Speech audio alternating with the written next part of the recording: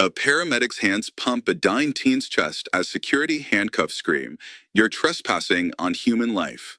This viral nightmare cost 17-year-old Jalen his last breath and exposed how HOA rulebooks became more lethal than cardiac arrest. Now EMT Diego Rivera is suing Pine Ridge for $10 million, but the real stakes? Proving that no plastic badge should ever outweigh a human pulse. What these power-drunk enforcers didn't realize: they arrested the wrong lifesaver. "Get your hands off that boy, or I swear I'll cuff you myself." The words didn't come from a cop. They came from a man in cargo shorts, a walkie-talkie clipped to his belt, and a plastic badge that said HOA Security Chief. And the person he was shouting at? A licensed paramedic kneeling over a dying teenager mid-CPR. That was the moment everything broke loose. Diego Rivera hadn't planned to be a hero that day. He was visiting his sister, just helping her move some furniture into the new condo she bought in the Pine Ridge gated community. It was a quiet place, all neatly trimmed hedges, pastel mailboxes, and too many "no trespassing" signs.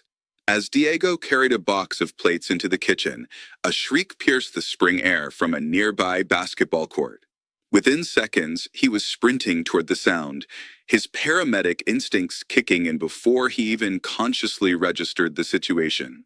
A teen boy, maybe 16 or 17, was sprawled out on the court's asphalt, lips turning blue, chest still. A group of kids stood frozen around him, one of them sobbing, "He's not breathing. He's not breathing." Without hesitation, Diego dropped to his knees. "Call 911, he barked to a kid holding a phone. "Tell them it's cardiac arrest. Adolescent male. CPR in progress." He began chest compressions with this steady rhythm drilled into his muscle memory. The kind that doesn't care about HOA rules or property lines. He counted under his breath, sweat already forming on his brow. After 30 compressions, he checked for a pulse. Still nothing. He pulled his bag around, retrieving the portable AED he always kept nearby. He had been off duty, sure, but he was never really off. Just as the AED signaled it was charging, a black SUV with Pine Ridge HOA enforcement stenciled on the side rolled up. Out stepped Rick Masterson, the self-appointed captain of the HOA's volunteer security force. Rick's walkie-talkie buzzed with complaints about unmowed lawns as Diego pumped Jalen's chest, priorities etched in plastic badges and dead grass. He had the look of a man who played too much paintball and took HOA bylaws as if they were federal mandates, with mirrored sunglasses and a ridiculous tactical vest. He approached like he was raiding a drug cartel. "Step away from the resident," Rick barked. Diego didn't look up. "Medical emergency. I'm licensed. Go wait for EMS." Rick stepped closer, towering over Diego. "You have no right to be here. This is private property. You're not authorized. I'm ordering you to stop." Diego snapped his head up. "I'm saving his life." Rick didn't back down. "You're trespassing. Unauthorized medical practice. You're endangering him." "I'm a paramedic," Diego growled. "I've got ID gear. What I don't have is time for your HOA nonsense." Rick didn't flinch. Instead, he unhooked a pair of handcuffs from his belt. Last warning. The sickening crack of a teenage rib under Diego's palms mixed with Rick's shrill, "This is private property." In the 87 seconds between Diego's first compression and Rick's handcuffs clicking shut, Jalen's survival odds dropped from 40% to 0. And then it happened. Rick lunged forward, grabbed Diego by the arm, and yanked him back mid-compression. "You're under citizen's arrest," he shouted as he forced Diego onto the ground. The crowd erupted in chaos. One of the teens recording screamed he was saving him. "What are you doing?" Another kid ran up to Rick, pounding him with his fists. Someone called the police again, but it was too late. The boy on the ground, without those precious compressions, flatlined. No pulse, no breath. The AD blinked uselessly. Diego, still in cuffs, watched as the light went out of that kid's eyes. As the body bag zipped shut, Diego's shaking hands weren't from the cuffs, but the realization that HOA bylaws had just rewritten the Hippocratic Oath. The cops arrived 6 minutes later. Diego was still cuffed, sitting on the pavement, visibly shaking. The officer who approached took one look at the AD, the trauma kit, and Diego's still open wallet with his EMT license, and just stared. "You arrested a paramedic?" he asked Rick, voice low with disbelief. Rick straightened. "He wasn't authorized to be here. This is private property. There are procedures." He didn't follow them. The officer didn't even respond. He walked over to Diego, helped him up, and removed the cuffs. Diego didn't say a word. He didn't scream or cry, just stood there, staring at the body bag now being zipped up by the ambulance crew who had arrived far too late. That kid might have had a chance until Rick decided to play cop. By evening, the video hit Reddit under the thread titled, "HOA Psycho Arrests Paramedic During CPR, Kid Dies." Within hours, it had 10,000 upvotes. By morning, every major news outlet had picked it up. Hashtags like #CPR arrested and #Diego deserves justice trended globally. People were outraged. Some even called for Rick's arrest. Others demanded Pine Ridge's entire HOA board resign. The most viral clip was of Rick yelling, "He doesn't live here," while Diego shouted back, "He might not live at all." But the story wasn't over. Not even close. Diego didn't want fame. He didn't want a camera in his face. What he wanted, what he needed, was justice. And he knew exactly who to call. His older brother Elio was one of the most aggressive civil rights attorneys in the state, the kind of guy who'd sued entire cities and walked away smiling. When Diego told him what happened, Elio was silent for a long time. Then he said, "We're going to bury them." The next morning, Elio held a press conference in front of the hospital where Diego had been treated for minor injuries. Cameras rolled, microphones crowded his face. "My brother," Elio said, "was not just assaulted. He was prevented from doing his job. He was stopped from saving a life, and we intend to hold every last person responsible." The crowd of reporters buzzed with questions. Diego stood beside his brother, face solemn but resolute. When asked what he wanted to say to the HOA, he finally spoke. "I hope they enjoyed their power trip," he said, "because the real authorities are coming." And just like that, the tide turned. This wasn't just a case of overreach anymore. This was the moment a private HOA tried to play police and cost a kid his life. And what they didn't know was that the paramedic they cuffed had a legal powerhouse in his corner and a country full of supporters ready to see justice served. The following morning, Diego sat at the kitchen table in his sister's condo, staring at a mug of coffee. The acrid burn of 18-hour-old coffee mirrored Diego's rage, both gone cold waiting for justice. He hadn't slept. Every time he closed his eyes, he saw the boy's face, blue-lipped, gasping, fading, and Rick's smug expression as he slapped those cuffs on. His hands still ached from where the metal had dug into his wrists. His sister moved quietly around the kitchen, trying to give him space, but the silence was thick with unspoken grief. Just as he pushed the coffee aside, his phone buzzed with yet another notification. News articles, interview requests, comment threads. Everyone wanted to hear from the arrested paramedic. But Diego didn't want attention. He wanted accountability. At noon, Elio arrived.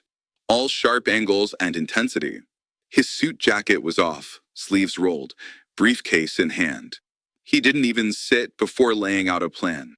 "We're not suing for negligence," Elio growled. "We're charging them with premeditated murder by policy.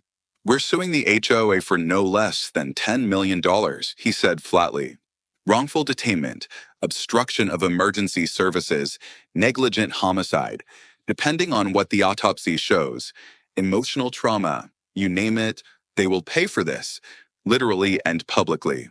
Diego didn't respond immediately. He just stared at the floor. Then he nodded once, a tight, almost imperceptible motion. "Good," Elio said, "because this isn't just about you anymore." Later that day, Diego agreed to give a short press statement outside the hospital. Elio arranged everything. There were cameras, reporters, even a small crowd of supporters with handmade signs that read things like CPR isn't a crime and Justice for Jalan, the name of the boy who had died. When Diego stepped up to the podium, a hush fell over the crowd. He cleared his throat once, then spoke. I didn't know Jalan, he began, but I knew he was dying, and I knew I could help. That's what I was trained to do. That's what I've done for 10 years. But instead of being allowed to save him, I was treated like a criminal. I was handcuffed in front of kids, humiliated, and blamed for something I tried to prevent. The person who stopped me wasn't a cop. He was a security officer for a homeowners association. He paused, voice tight. What happened to Jalan was preventable, and what happened to me was inexcusable. The clip exploded online. People weren't just angry. They were furious. National outrage boiled over. Commentators tore into the Pine Ridge HOA. Cable networks aired interviews with Diego and Elio, while social media flooded with calls for criminal charges. Even emergency services unions across the country began issuing public support. A petition demanding federal oversight of HOA security forces hit 100,000 signatures in 2 days. Meanwhile, inside the HOA's polished, glass-walled office building, panic was setting in. Karen Whitlow, the longtime HOA president, convened an emergency board meeting. The members, mostly retirees and real estate investors, sat stiffly in high-back chairs as she tried to control the narrative. We are not to blame for what happened, she insisted. Mr. Masterson acted in accordance with security protocols, and we are not a police force. We are a community organization. But that defense cracked fast. Within hours, a board member known only as Tom H. leaked internal emails to a local news outlet. The emails were damning. One message from Karen to Rick read, "No unauthorized personnel during crisis. We must control liability and PR optics." Another, even worse, stated, "We don't care if they're licensed. If they don't live here, they don't touch our residents." The backlash was immediate. Commentators dubbed it the privatization of death. The term stuck. Elio wasted no time. He used the leak as Exhibit A in his filing. Elio's lawsuit didn't just demand money, it weaponized Rick's own words. The security chief's podcast boast, "I'd do it again tomorrow," became Exhibit B in a damning 2,000-page timeline of lethal arrogance. It wasn't just about money anymore. It was about institutional abuse, racial profiling, and negligence that had resulted in a teenager's death. Elio filed the complaint publicly, ensuring the press would cover every word. The HOA's PR team scrambled, releasing a half-hearted statement that claimed the emails were taken out of context. It backfired. People weren't buying it. Meanwhile, Diego tried to reach out to Jalan's parents. It took a few days, but eventually, they agreed to meet. They sat together in a quiet corner of the hospital chapel. Jalan's mother, Patrice, held her son's basketball jersey in her lap, fingers running over the faded letters. She didn't yell or cry. She just asked one question. "Do you think he could have made it?" Diego didn't sugarcoat it. "Yes," he said softly. "I really do." She nodded. Her husband, a quiet man with tired eyes, simply said, "Then don't let them bury this." Elio filed an amended lawsuit that afternoon to include the HOA president and Rick Masterson as named defendants. The damages increased. Reporters camped outside HOA headquarters. A group of protesters blocked the entrance with CPR dummies painted red. One sign read, "He had a heartbeat until he stopped it." The pressure mounted. HOA residents began organizing their own meetings. Some were furious about the media storm, claiming it hurt property values. Others were demanding Karen resign and that Rick be terminated immediately. But Rick? He doubled down. He showed up on a fringe podcast in full military uniform, declaring, "I did what I had to do." That man was a stranger. He didn't belong. The interview went viral for all the wrong reasons. One clip showed him saying, "Real paramedics follow rules." A split screen showing Jalan's memorial made it onto national television. Rick became a symbol of everything wrong with unchecked authority in suburban America. By the end of the week, federal eyes were on HOAs. A representative from the Department of Justice confirmed they were opening an investigation into the incident and HOA's internal policies. A local councilman introduced a proposal to ban private organizations from impersonating official first responders. People began calling it Jalen's Law. The HOA's insurance provider began reevaluating their liability coverage, and rumors swirled that the board was in disarray. But Diego didn't care about the chaos. He sat in his small apartment at night, staring at the ceiling, thinking of what more he could have done. Elio kept him updated on every legal step. But Diego still carried the weight. One life lost, a good kid with a bright future, and all because someone thought authority mattered more than breath. Still, he wasn't broken. He was just getting started. Because Diego knew this wasn't just about Jalen or himself. It was about every first responder who might one day hesitate because of rules made by people who'd never held a dying person in their arms. This fight wasn't over. Not even close. A week after the lawsuit was filed, the story had evolved beyond one tragic event into something much larger, a national conversation about unchecked HOA power, private security acting as law enforcement. And what happens when egos override emergencies? Diego watched it unfold from his couch, flipping between news networks, each one adding new layers of outrage. His name had become a symbol, but he hadn't asked for any of it. What mattered to him wasn't the attention. It was making sure something like this never happened again. On social media, clips from the incident continued to circulate. One particularly viral remix featured Rick's ridiculous quote, "You don't belong here," auto-tuned over footage of Diego being cuffed mid-CPR.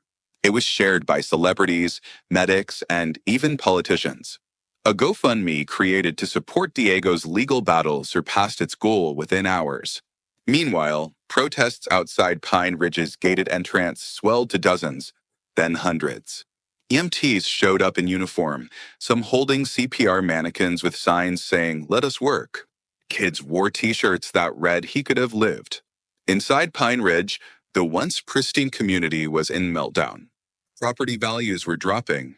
Insurance companies were threatening to walk, and the residents had started fighting among themselves. Some blamed Karen and the board for their smug, detached response to the crisis. Others defended them, saying Rick had only tried to protect the neighborhood. But the voices demanding accountability were growing louder. An anonymous letter was circulated among residents calling for a vote of no confidence in the HOA board. It listed over a dozen failures, including misuse of security powers, lack of training, and creating hostile conditions for emergency responders. The final sentence read, "Jalen is dead because of HOA policy." That's not security, that's negligence. Meanwhile, Elio was gathering more ammunition. A whistleblower named Lena, a former Pine Ridge security volunteer, came forward with evidence that shook even seasoned reporters. In a sworn statement, she revealed that Rick had created his own neighborhood patrol manual filled with language copied from military field guides. He'd even held unauthorized training sessions where volunteers practiced detaining potential threats using zip ties and hand signals. He treated it like a militia, she said. He made us believe we were the law inside those gates. Elio filed the testimony with the court, attaching it as a supplement to the growing lawsuit. Things escalated when Lena also provided access to a private HOA message board. In the archive, discussions showed multiple board members, including Karen, had debated limiting non-resident interventions during medical situations, citing liability risks. One post from Rick read, "Even if they're trying to help, if they're not in the system, they're a threat." The messages were cold, clinical, and chilling. None of them mentioned compassion. None of them mentioned saving lives. It was all about control. When the screenshots leaked to the press, public fury reached a boiling point. Local leaders demanded a criminal investigation. The city council scheduled an emergency hearing. Reporters camped outside Karen's house. Rick hadn't been seen in days, But that changed when he made a dramatic reappearance on a Fringe News podcast. Wearing his usual tactical vest and sunglasses indoors, he declared, "I did my duty. That guy was a trespasser. I'm the reason this community is safe." The host nodded, but even his audience seemed unsure. One clip showed Rick calling himself the last line of defense. The comments tore him apart. Diego watched the interview in stunned silence, then turned the TV off and sat in the dark for a long time. He couldn't understand how someone could twist reality so far that they believed they were the hero in the face of death. Rick hadn't made a mistake. He'd made a choice. A conscious, arrogant, fatal choice. Back at Pine Ridge, residents were demanding answers. An emergency town hall was called, and for the first time since the incident, Karen appeared in public. Dressed in a stiff suit, flanked by lawyers, she stood on stage in the community center while dozens of furious homeowners shouted over her attempts to speak. One man yelled, "I bought a house, not a dictatorship." Another woman sobbed as she held up a photo of Jalan. "That was my son's friend," she said. "He could have been mine." The board tried to maintain order, but it was no use. Community was done with silence. A vote was demanded. A recall petition was signed that night by over half the residents. As all of this unfolded, Elio received an unexpected call from a U.S. Senator's office. They wanted to discuss Diego's story and explore legislative reform to protect emergency responders from interference. A congressional hearing was being planned. Elio could hardly believe it. What had started as a local tragedy was becoming a matter of national policy. He called Diego immediately. "They want you to testify," he said. "They want to hear from the guy who never stopped trying to do the right thing." Diego was quiet. "I'm not a politician." "You're a paramedic who got arrested for trying to save a life," Elio replied. "They don't need a politician. They need the truth." Diego agreed. Back in Pine Ridge, tensions hit a breaking point. Someone spray-painted, "You let him die," across the HOA office's front doors. Rick's car was egged. Karen stopped appearing in public. The community pool was padlocked due to safety concerns, and half the neighborhood's residents were now openly discussing leaving. Real estate agents whispered about buyers backing out of deals. The entire neighborhood had become toxic. One of the final cracks came when a second paramedic, a woman named Denise, stepped forward to say she too had been stopped by HOA security months earlier when trying to reach a heatstroke victim at the community's lakefront. She was delayed by nearly 6 minutes because she hadn't scanned her ID at the gate, and a security volunteer insisted she wait for verification. That case hadn't gone viral. It had quietly faded, but now everything came roaring back. Denise's story confirmed the problem wasn't Rick, it was the entire system. Diego sat outside one night, watching the sunset from his sister's back porch, when a young boy walked up from the sidewalk, holding something in his hand. It was a candle. "This is for Jalan," he said. "I didn't know him much, but my mom said you tried really hard, and I think that matters." Diego took the candle and lit it. The flame flickered in the breeze, warm and stubborn, just like the fight ahead. Because this wasn't over. The system had cracked, but he and Alio were about to break it wide open. The courtroom was packed, not just with legal teams and journalists, but with first responders from across the state, EMTs, firefighters, nurses, even a few doctors in their scrubs, standing shoulder to shoulder in quiet solidarity. It wasn't just about Diego anymore. It was about the principle that no one wearing a fake badge and carrying a clipboard should have the power to stop someone from saving a life. Cameras lined the back wall. Reporters live-tweeted every moment. But inside, it was silent enough to hear the shuffle of shoes as the judge entered.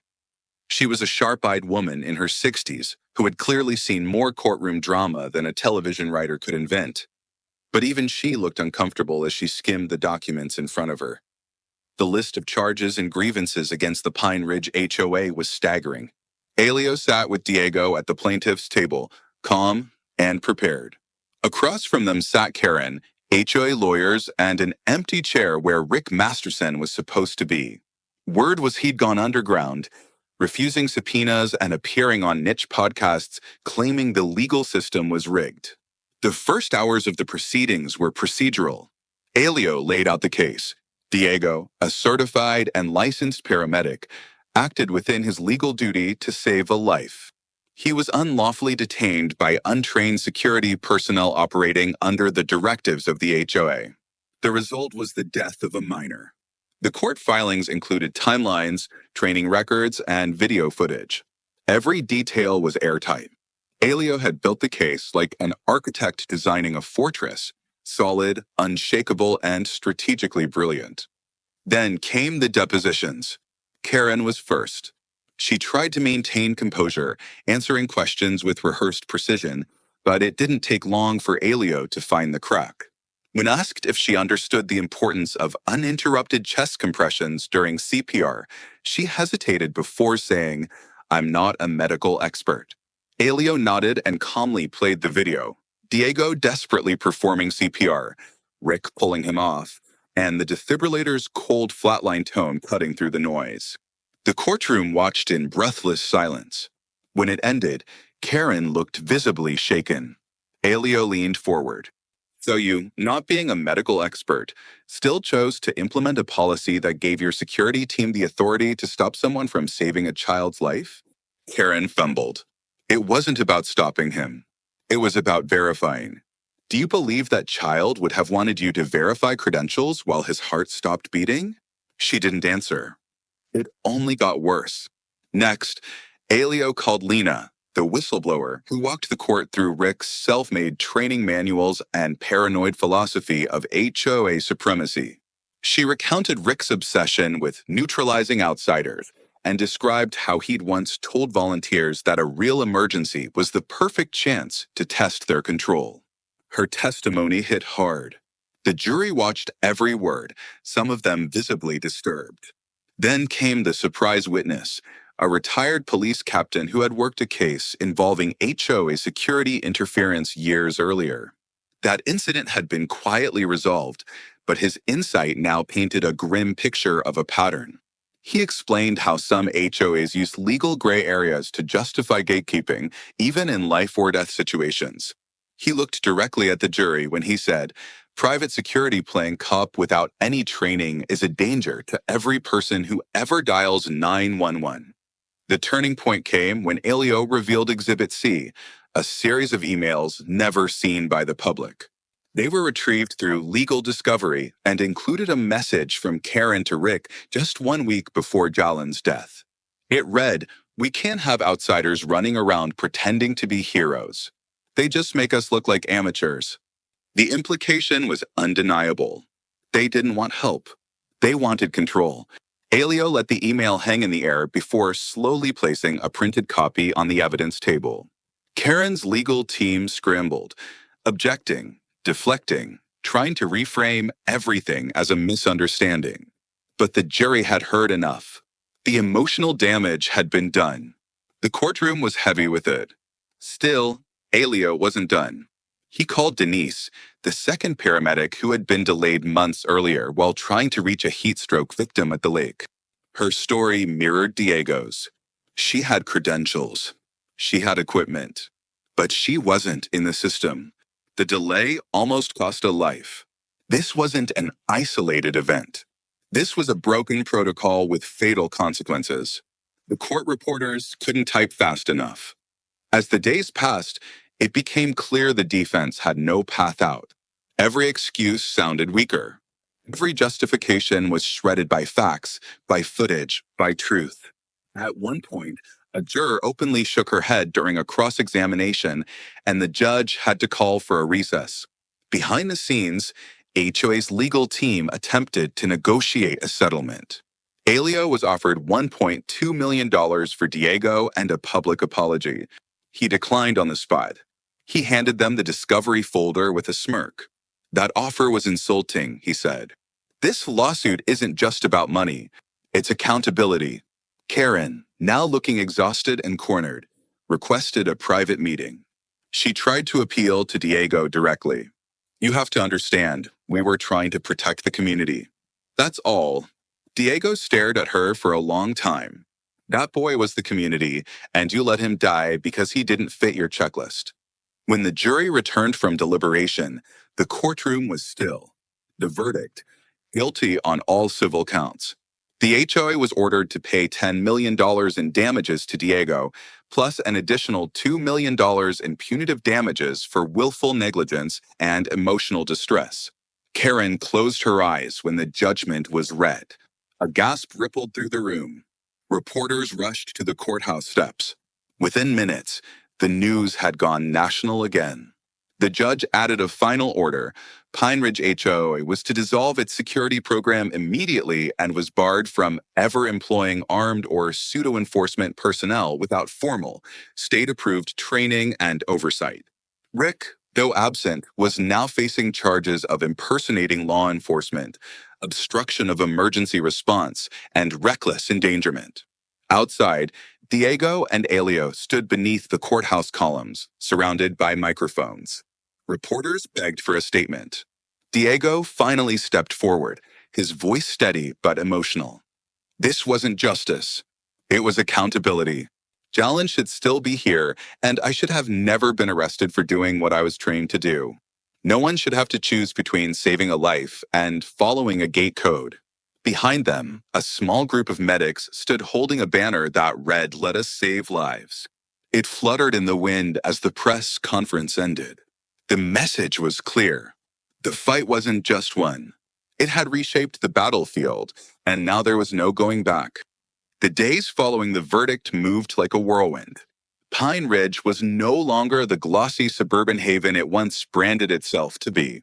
It had become a symbol, not of comfort or safety, but of the dangers of misplaced authority. The $10 million lawsuit sent shock waves across homeowner associations across the country, sparking emergency meetings, retraining protocols, and widespread panic among HOAs that had long operated without oversight. The additional $2 million in punitive damages felt like a national alarm bell, warning every gated community that real consequences now existed for playing law enforcement without the training or accountability. Karen Whitlow resigned before the week was over. Her letter was emailed out at 3 o'clock in the morning, short and bitter. It blamed media distortion, public hysteria, and opportunistic outsiders. But no one was moved. Residents cheered when it was announced she had left town. Her house, once a centerpiece of the community, went up for sale almost immediately. Graffiti appeared on her sidewalk within hours. Her simple words painted in red, "You let him die." Rick Masterson, after days of silence, was arrested on a rural property 2 counties away, hiding out with a radio scanner and a makeshift bunker of camping gear and canned food. His arrest wasn't dramatic, just a pair of U.S. Marshals walking him calmly to a cruiser, but the footage went viral anyway. His face, blank and defiant, was shown on every channel, under every headline. No apologies, no remorse, but now, finally, no power. The residents of Pine Ridge held a vote to completely dissolve the current HOA board. In a near-unanimous decision, they appointed a temporary community council composed of teachers, veterans, and even a retired paramedic. Their first order of business was eliminating the security patrol program and issuing a community-wide apology. A memorial plaque for Jalen was placed at the basketball court where he collapsed. It read, "This court lost more than a game. It lost a future." Flowers and candles appeared beneath it every day. Strangers came just to sit by it. Some cried, others just sat in silence. Diego didn't take a vacation, though everyone told him to. Instead, he went back to work.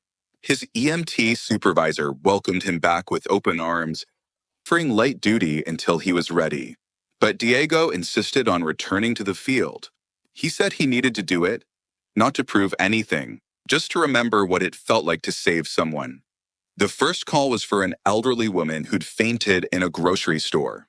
He stabilized her, cracked a smile when she flirted with him on the way to the hospital, and felt something lift from his chest for the first time in weeks.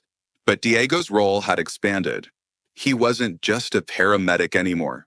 He'd become the face of a movement. When the congressional committee invited him to speak in D.C., he didn't hesitate. Elio helped him prepare his statement, but Diego didn't need a script. When he stepped up to the microphone, his words came from a place deeper than notes. "I'm not here as a victim," he said. "I'm here as a warning because I had the training, I had the tools, I had the knowledge. And still, I was stopped by someone with no medical experience, no legal authority, but with a title and a badge made out of ego. This isn't about one neighborhood. This is about who we allow to have power and what happens when they use it to get in the way of people trying to do the right thing." The committee room fell silent when he finished. A few lawmakers wiped their eyes. A bipartisan round of applause followed. Within a month, legislation was introduced. An emergency responder protection bill, informally named Diego's Law, made it a federal offense to interfere with licensed medical personnel during active emergency treatment. It also set strict requirements for private security groups operating within HOAs, mandating transparency, reporting, and oversight by local law enforcement. It was just the beginning, but it was real change. Jalen's parents reached out not long after the bill was proposed. They asked Diego if he'd attend a small event they were organizing, a candlelight vigil at the court on what would have been Jalen's birthday. Diego arrived quietly, slipping in among the crowd of friends, classmates, and neighbors. No press, no cameras, just people. Patrice, Jalen's mother, took the microphone and thanked everyone for their love and strength. Then she called Diego forward. He didn't expect to speak, but she held his hand and said, "You didn't fail our son. You honored him." Diego stepped forward, voice soft but unwavering. "I couldn't save Jalen, but I can try to make sure no one ever stops someone like me again.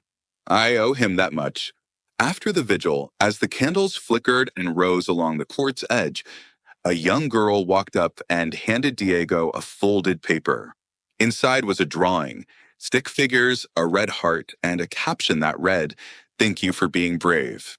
It sat on his fridge from that day forward. With the settlement funds, Diego didn't buy a new house or car. He used a portion to create the Jalen Initiative, a nonprofit dedicated to CPR training, emergency access education, and legal advocacy for responders. The goal is simple: to make sure no responder ever had to explain why they were detained instead of helping. Elio joined as legal advisor. Together, they held workshops across the country, training residents and HOAs alike, not in how to protect property, but in how to protect life. A year later, Diego stood outside a school auditorium before giving a guest lecture on emergency response. As he waited, a group of teenagers gathered around him. One of them, wearing a hoodie that read "CPR Saves Lives," asked, "Hey, are you the guy who got arrested for helping someone?" Diego smiled. "Yeah, that's me." The kid grinned. "That's awesome." Diego laughed. Not because it was awesome, not because any of it had been easy, but because even now, through all the pain, chaos, and lawsuits, something had survived. Something strong, something good. As Diego intubated his next patient, he made them promise, "If any clipboard warrior tries to stop you, run them over with the gurney." Jalen's heart stopped, but ours are still beating. Let's make that matter. And for the first time since Jalen's heart had stopped beating, Diego felt like the world had finally taken its next breath.